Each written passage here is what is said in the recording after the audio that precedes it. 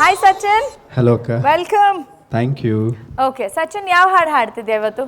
ಬೆಟ್ಟ ಚಂದವೋ ಬಿದಿರೋ ಚಂದವೋ ಅನ್ನೋ ಗೀತೆನ ಹಾಡ್ತಾ ಇದ್ದೀವಿ. All the best. Thank you ಅಕ್ಕ. ಬೆಟ್ಟ ಚಂದವೋ ನಿಮ್ಮ ಹಾಡು ಚಂದವೋ ಅಂತ ನಾವಿವಾಗ ಕುತ್ಕೊಂಡು ಕೇಳುವಂತ ಸಮಯ. Come on. Thank you.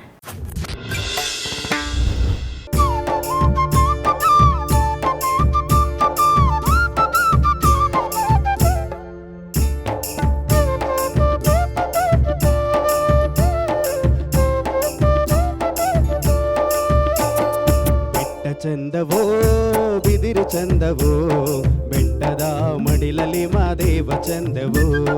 ಬೆಟ್ಟ ಚಂದವೋ ಬಿದಿರು ಚಂದವೋ ಬೆಟ್ಟದ ಮಡಿಲಲ್ಲಿ ಮಾದೇವ ಚಂದವೋ. ಗುಡಿಯು ಚಂದವೋ ಗೋಪುರವು ಚಂದವೋ. ಗುಡಿಯು ಚಂದವೋ ಗೋಪುರವು ಚಂದವೋ. ಗುಡಿಯಲ್ಲಿ ಕುಳಿತಿಹ ಸ್ವಾಮಿ ಚಂದವೋ. ಚೆಲ್ಲಾಟಗಾರ ಚಂದವೋ ಸಂಪನ್ನಗಾರ ಚಂದವೋ. ಚೆಲ್ಲಾಟಗಾರ ಚಂದವೋ ಸಂಪನ್ನಗಾರ ಚಂದವೋ.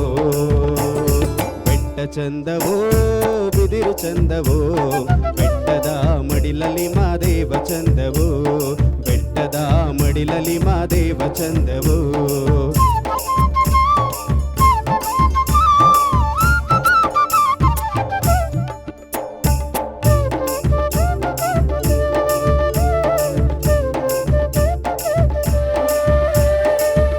ಚಂದವೋ ಚಿನ್ನದ ತೇರು ಚಂದವೋ. ಚಿನ್ನದ ತೇರಲಿ ಮಾದೇವ ಚಂದವೋ. ತೇರು ಚಂದವೋ ಚಿನ್ನದ ತೇರು ಚಂದವೋ. ಚಿನ್ನದ ತೇರಲಿ ಮಾದೇವ ಚಂದವೋ. ಕೋಲು ಚಂದವೋ ದಂಡು ಕೋಲು ಚಂದವೋ. ಕೋಲು ಚಂದವೋ ದಂಡು ಕೋಲು ಚಂದವೋ. ಹೊತ್ತು ಮೆರವ ಪರುಸ ಚಂದವೋ.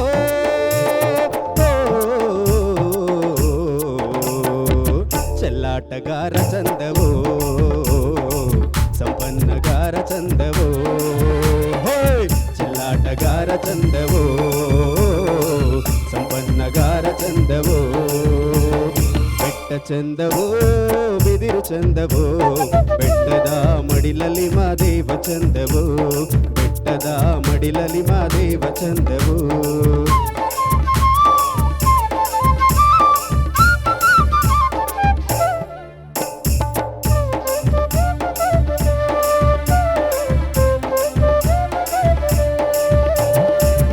ಚೆನ್ನವೋ ಬಣ್ಣದ ಬರಗ ಚಂದವೋ. ಬರಗನ ಬೆನ್ನಲಿ ಮಾದೇವ ಚಂದವೋ.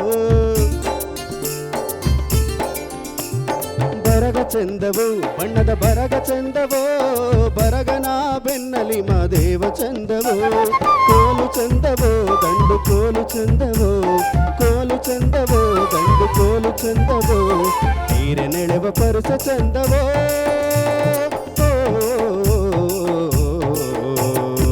ಚೆಲ್ಲಾಟಗಾರ ಚಂದವೋ ಸಂಪನ್ನಗಾರ ಚಂದವೋ. ಚೆಲ್ಲಾಟಗಾರ ಚಂದವೋ ಸಂಪನ್ನಗಾರ ಚಂದವೋ. ಬೆಟ್ಟ ಚಂದವೋ ಬಿದಿರು ಚಂದವೋ ಬೆಟ್ಟದ ಮಡಿಲಲ್ಲಿ ಮಾದೇವ ಚಂದವೋ.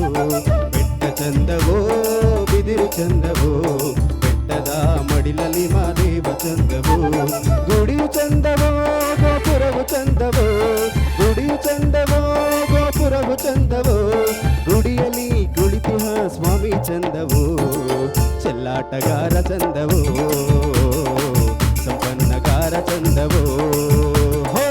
ಚೆಲ್ಲಾಟಗಾರ ಚಂದವೋ ಸಂಪನ್ನಗಾರ ಚಂದವೋ.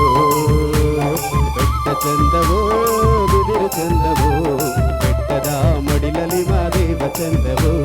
ಬೆಟ್ಟದ ಮಡಿಲಲ್ಲಿ ಮಾದೇವ ಚಂದವೋ.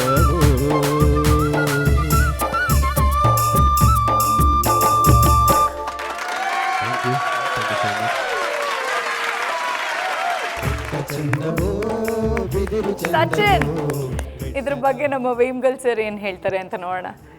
ಸಚಿನ್, ಇದು ಒಂದು ಅಪರೂಪವಾದ ಜಾನಪದ ಗೀತೆ. ಭಾಳಷ್ಟು ಜನ ವೇದಿಕೆಗಳಲ್ಲಿ ಇದನ್ನು ಹಾಡಿರೋದನ್ನು ನಾನು ಕೇಳಿಲ್ಲ. ತುಂಬ ಚೆನ್ನಾಗಿ ಆಡಿದ್ರಿ, ಲಯಬದ್ಧವಾಗಿ ತಾಳ ಶ್ರುತಿ ಎಲ್ಲವೂ ಸೇರಿತ್ತು. ಒಳ್ಳೆ ಕಂಠ ಇದೆ. ನೀವು ಯಾವ್ರನ್ನವ್ರಂತೂ ಗೊತ್ತಾಗಲಿಲ್ಲ. ಸರ್ ಮೂಲತಃ ಆಲೂರು ತಾಲೂಕು ಹಾಸನ ಡಿಸ್ಟಿಕ್ ಬೋಸ್ಮನಹಳ್ಳಿ ಅಂತ ಒಂದು ಹಳ್ಳಿ ಸರ್. ಒಳ್ಳೆ ಭವಿಷ್ಯ ಇದೆ, ರೂಢಿಸ್ಕೊಳ್ಳಿ, ಕಲೀರಿ ಇನ್ನೂ ಹೆಚ್ಚಿಗೆ. Thank you sir, thank you so much. Muniraju sir. ಬೆಟ್ಟ ಚಂದವೋ ಬಿದಿರು ಚಂದವೋ, ನಿಮ್ಮ ಹಾಡು ಚಂದವೋ, ಎಲ್ಲ ಚಂದ. ಆ ಪದಗಳ ಅರ್ಥ ಎಲ್ಲ ತಿಳ್ಕೊಂಡಿದ್ದೀರಾ? ಕೆಲವೊಂದು ಗೊತ್ತು. ಬರಗ ಅಂದರೆ ಹುಲಿ. ಸಾರ್ಥಕ ಆಯಿತು ಹಾಡು. ಯಾಕೆಂದರೆ ಹೌದು, ನೀವು ಏನು ಹಾಡ್ತೀರಿ ಆ ಸಾಹಿತ್ಯ ಒಳಗಡೆ ಅರ್ಥ ಆದರೆ ಇನ್ನಷ್ಟು ಮೆರುಗು ಕೊಟ್ಟು ಹಾಡ್ಬೋದು. ಸ್ವಲ್ಪ ಇನ್ನೂ ಹಾಡುಗಾರಿಕೆಯಲ್ಲಿ ಎಕ್ಸ್ಪ್ರೆಷನ್ಸ್ ಬೇಕು ಅಂತ ಅನಿಸ್ತು ನನಗೆ, ಭಾವನೆಗಳು ಬೇಕು ಅಂತ ಅನಿಸ್ತು. ಧನ್ಯವಾದಗಳು. Thank you sir. Archana ma'am.